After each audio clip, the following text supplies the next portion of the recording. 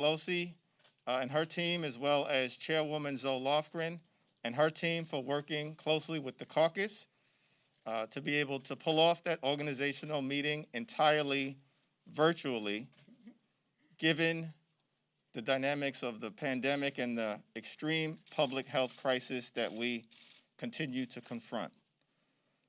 But we were able to convene with full participation from every single member of the House Democratic Caucus and the incoming members-elect. We are unified in our sense of purpose to go out, to work closely with Joe Biden and Kamala Harris to fight for the people, to make life better for working families, middle-class folks, senior citizens, young people, veterans, those who aspire to be part of the middle class, the poor, the sick, the afflicted, the least, the lost, and the left behind. That's what House Democrats do. The House Democratic Caucus elected Nancy Pelosi as our Speaker designee for the 117th Congress, Steny Hoyer as our Majority Leader for the 117th Congress, Jim Clyburn as our Majority Whip for the 117th Congress, and Catherine Clark as our Assistant Speaker for the 117th Congress. Additional leadership elections will take place tomorrow. It is now my distinct honor and privilege to introduce Speaker Nancy Pelosi, a voice for the voiceless, a defender of the disenfranchised, a legendary legislator, a notorious negotiator, and a powerful, profound, prophetic, principled public servant, Speaker Nancy Pelosi. Like it is. Yeah, please tell it like it is. Well, thank you so much, Mr. Chairman, for your kind words. I always accept any compliments on behalf of the House Democratic Caucus because they enable any of what we do to be possible by their courage, their integrity, and their just beautiful vision for a better America. I want to congratulate you, Mr. Chairman, on your election, re-election as chair. I want to congratulate Steny Hoyer on his re-election and Mr. Clyburn as House Democratic Leader, House Democratic Whip, Mr. Clyburn, and a new member of the leadership, the newest member of she's been a member of the leadership as vice chair of the caucus. Now she is Assistant Speaker, Catherine Clark of Massachusetts. It was a beautifully contested race, a good, I think members were pleased. And that's what I want to talk about.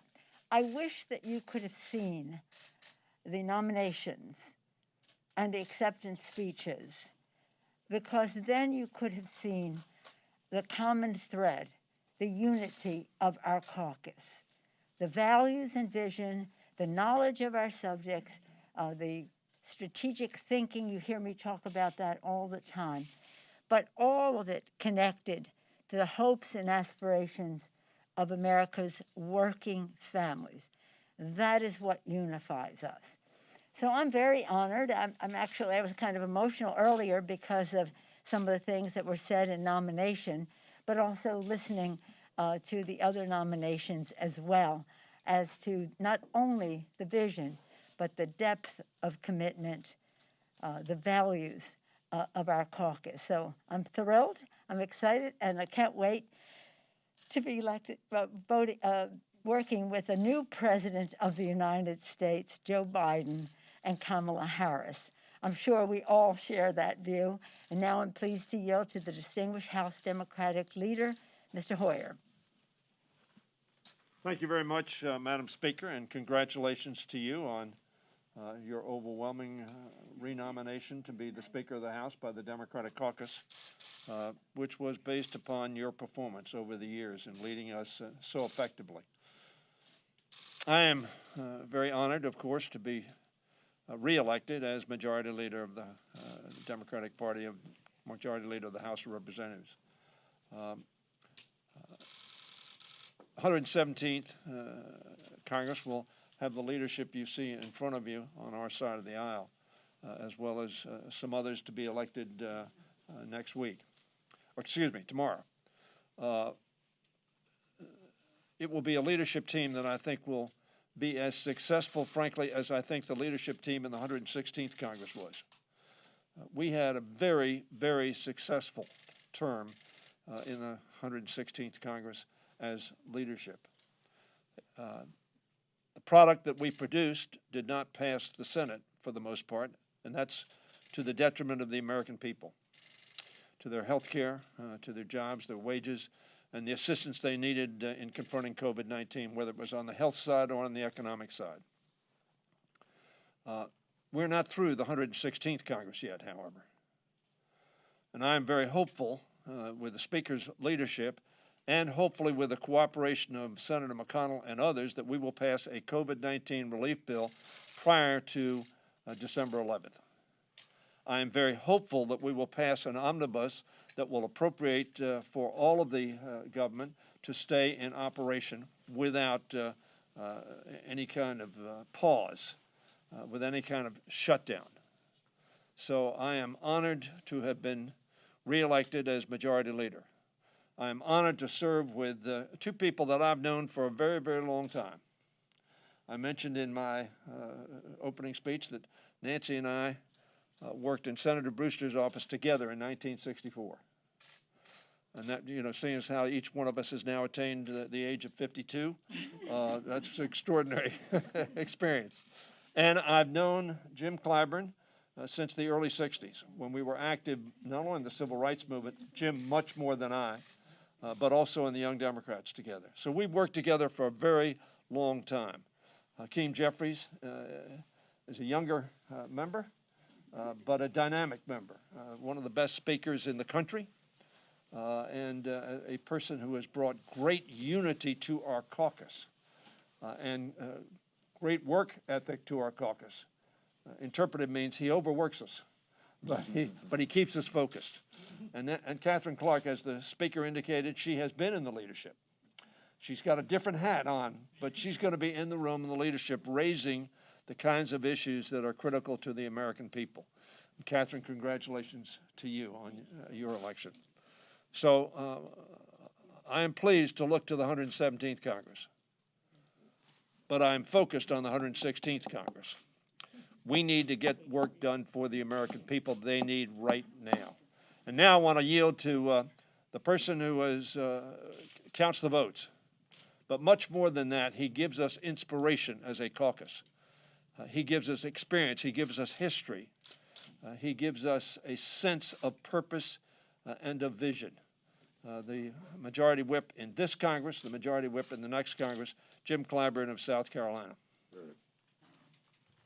Thank you very much, Mr. Leader. Madam Speaker, thank you so much for your leadership and your continued service to this great country.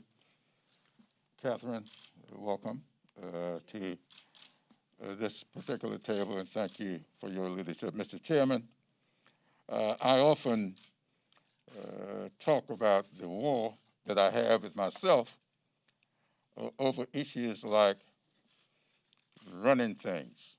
And I used to always say that the terms efficient and effective are always at war with each other. The more efficiency you have, sometimes the less effectiveness, the more effectiveness, less efficiency. That's a rule.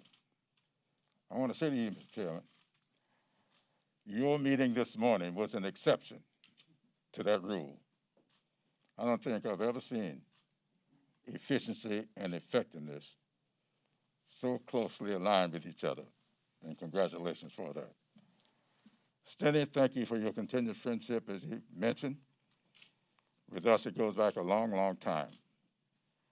And I've enjoyed working here with you. To be the whip and have the benefit of the experience of the speaker who once served as whip, the leader who once served as whip, they go to bed praying for me pretty often. And I thank them for their prayers. I said when I accepted this re-election this morning that Lyndon Johnson, who started his career as a public school teacher in a little Mexican-American school down in Texas, talked about standing before a classroom and watching the children who you know have an uncertain future. That's the way I started my career. And I cannot tell you what it does to you to stand before a classroom and see a kid that you know has not had breakfast, trying to learn. That's the kind of challenge that we have today. And COVID-19 has exposed how serious that challenge is. We must, in this Congress, respond to the dreams and aspirations of the children and their families. And I am hopeful that we can work together within our caucus and reaching out across the aisle to get done what needs to be done for the American people. This is a very important, let's just say, journey towards a more perfect union. And I'm pleased to be a part of this leadership. And I'm looking forward to us getting some things done for the American people, and it's my great pleasure to now yield to the Assistant Speaker for the 117th Congress, Catherine Clark. Thank you so much, Mr. Whip, and to Speaker Nancy Pelosi.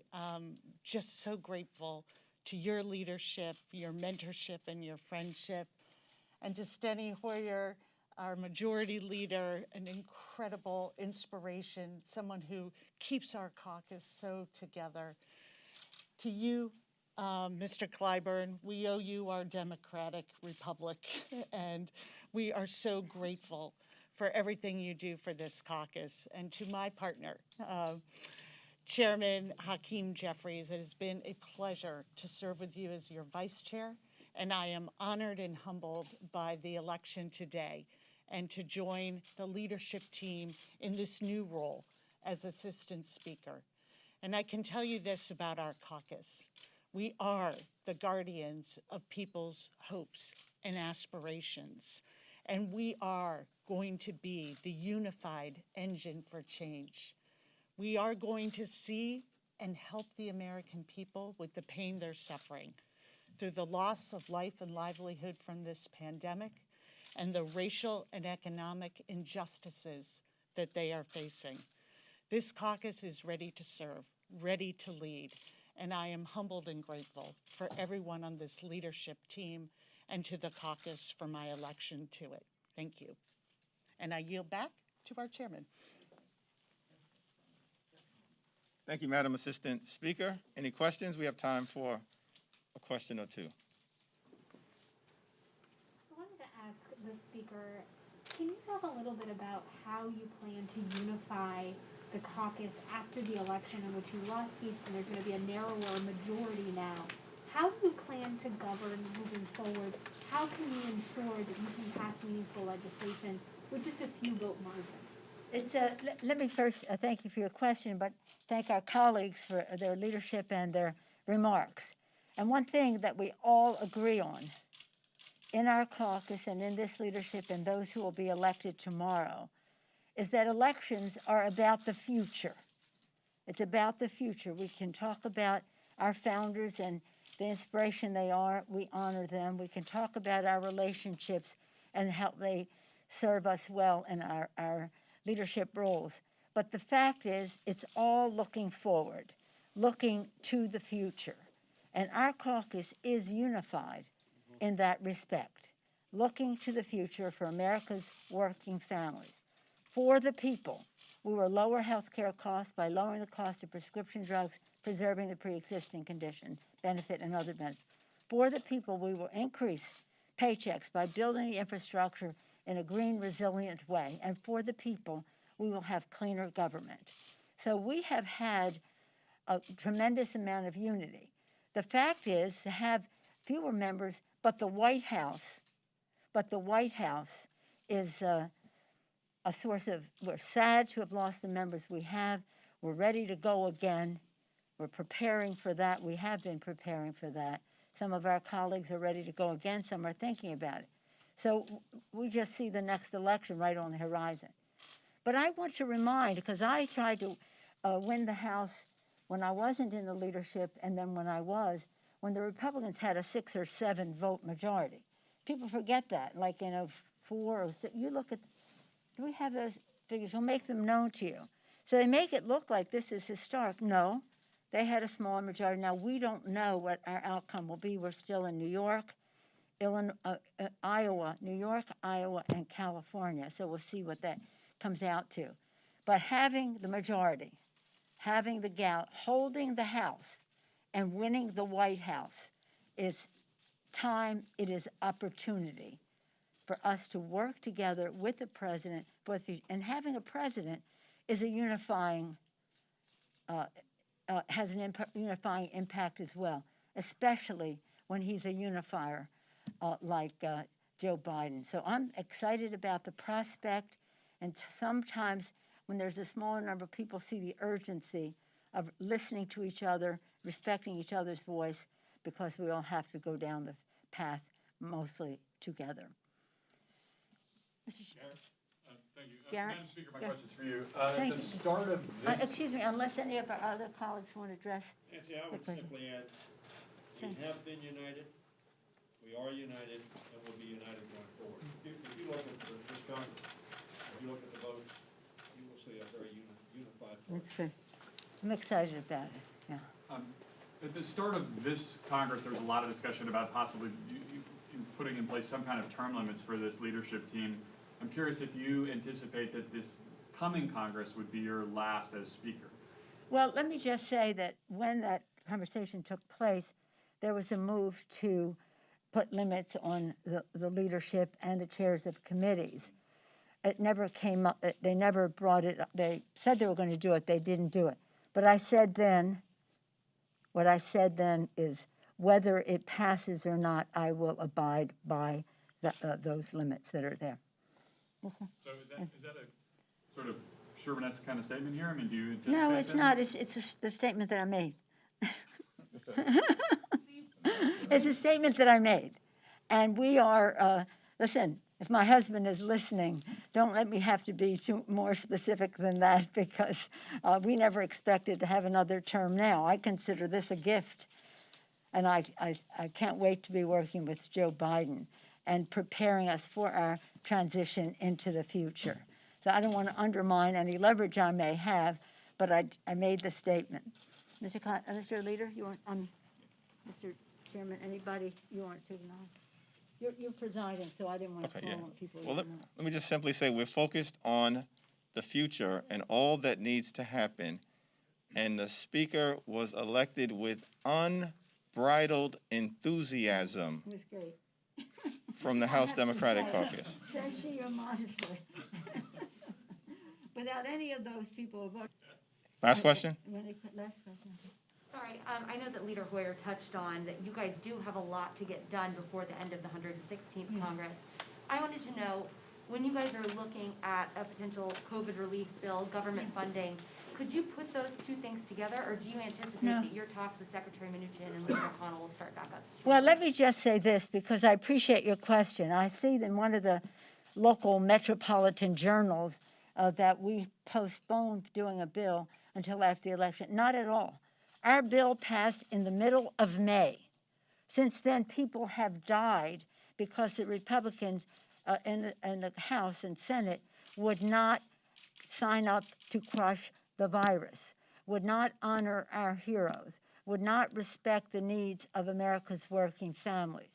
So we have been there since the middle of, well, we're in the middle of November now, for a long time. And so when they said, oh, they were just trying to wait until after the election, no, we weren't, because every day people are dying, and we need this to happen. So we're hoping, Chuck Schumer and I, you probably saw our letter that we sent to McConnell to say, we've got to get this done. And this article said I should have settled for a smaller deal. It wasn't a smaller deal. It was a deal that did not have crushing the virus adequately honoring our heroes, adequately addressing the needs of America's working families. It wasn't a question of dollars. It was a question of what it would be spent on. While they hesitated to do anything for earned income tax credit, child tax credit to prevent poverty, they didn't hesitate to give $150 billion in tax breaks to the richest people in America. So we have our difference of opinion. But you would think that now nearly 250,000 people dying, over 11 million infected, that at least now with the prospect, the promise of a vaccine, they might want to implement some of the things that take us down that path. I don't know whether any of it would be part of the, we will pass an omnibus. We don't want a CR, and we're on a good path to do that. I would hope that they would want to do something similar with the coronavirus. Thank you. Thank you, everyone. Thank you. Have you heard back from Apollo on your letter? Are you concerned about coronavirus in the Capitol? We all are. Yeah.